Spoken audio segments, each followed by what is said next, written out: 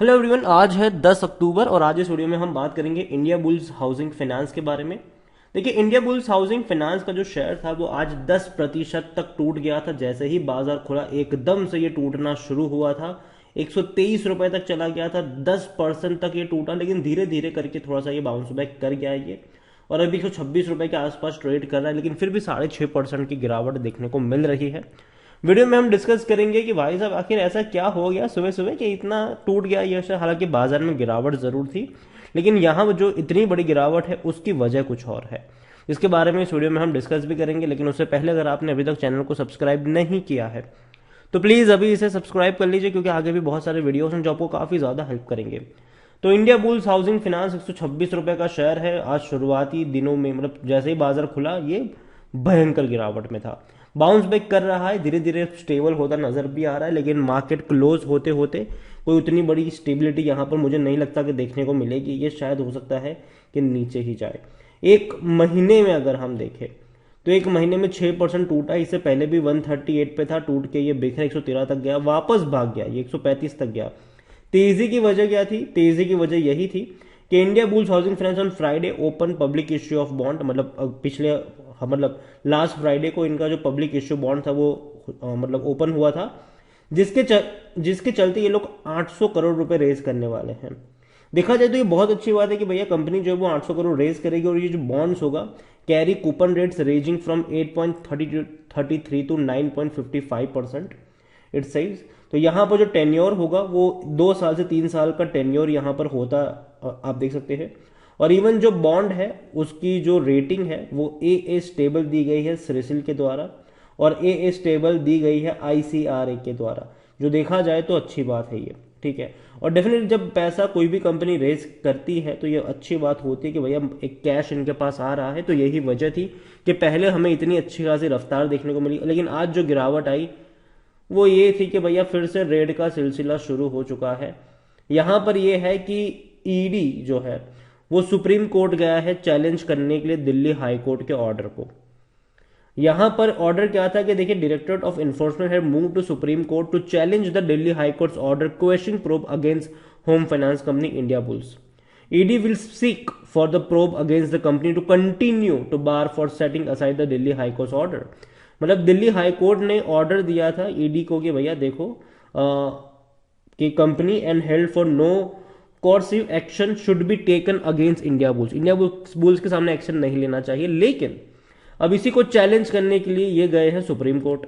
अब जाहिर सी बात है, जब ऐसा कुछ होता है तो दिक्कत तो होती है कंपनी को। यहाँ पर आप देखिए कि तो supreme court is likely to take up the case today for hearing, और सुप्रीम कोर्ट जो है वो आज इसकी हियरिंग के लिए केस लेने वाला है।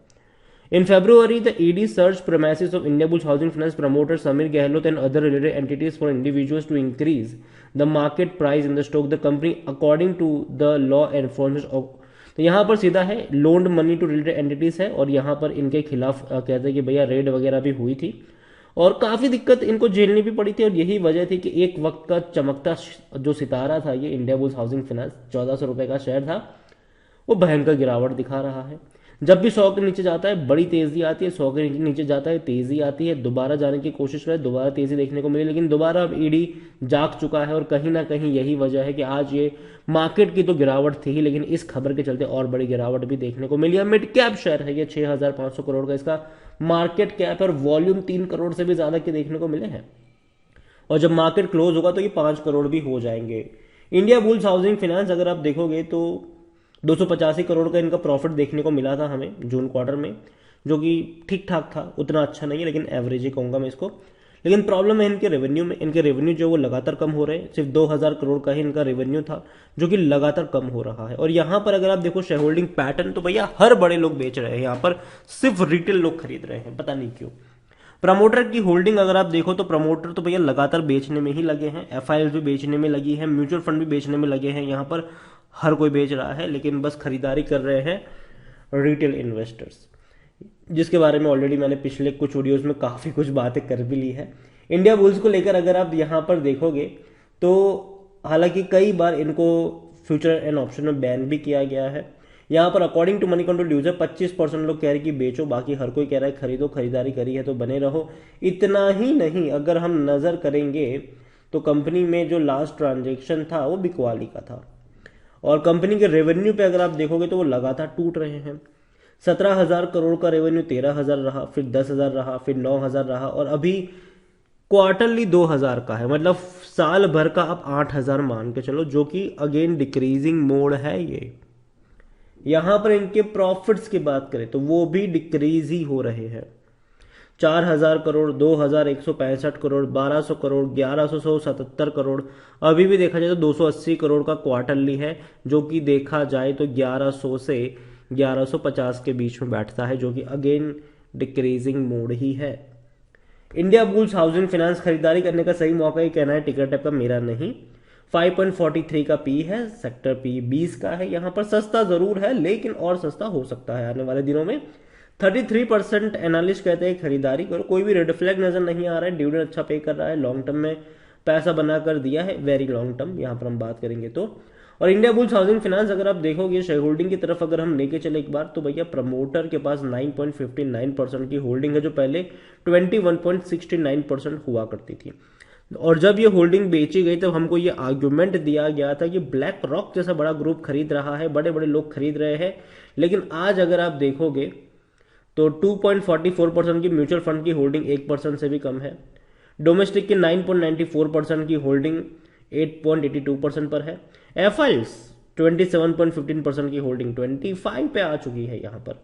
तो कौन खरीद रहा है? रिटेल इन्वेस्टर ही खरीद रहे हैं। 23% की होल्डिंग थी रिटेल इन्वेस्टर के पास, आज कितनी हो चुकी है? 38%। 15% खरीदारी सिर्फ रिटेल इन्वेस्टर्स ने ही खरीदी है।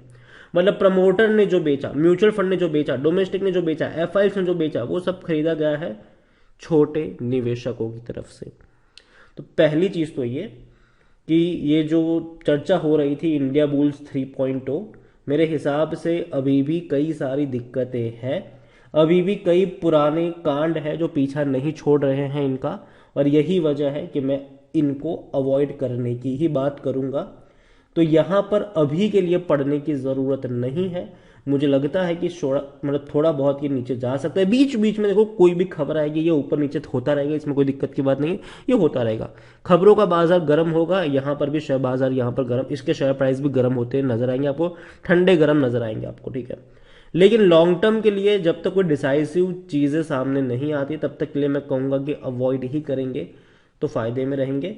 जल्दबाजी करने गए और भैया कोई कुछ निकल आया, ईडी की रेड में कहीं पे कुछ निकल आया, कोई दिक्कत पैदा हो गई, तो फालतू में पैसा फंस के रह जाएगा। वो भी ऐसे माहौल में जहां बाजार में अच्छी अच्छी कंपनियों के शेयर सस्ते में मिल रहे हैं, वहां पर इंडिया बुल्स में पढ़ना नहीं चाहिए। सिर्फ इतना कहना है मेरा, बाकी मर्जी आपकी है भैया, पैसा आपका है तो भैया डिसीजन भी आप ही का होना चाहिए। वीडियो को यहीं पे एंड करूंगा। पसंद आया हो तो लाइक करें, शेयर करें, चैनल पर अगर पहली बार है तो प्लीज सब्सक्राइब करें। और इंडिया बुल्स हाउसिंग फाइनेंस के बारे में आप क्या सोचते हैं वो भी आप मुझे कमेंट में लिख कर बता सकते हैं। Thank you.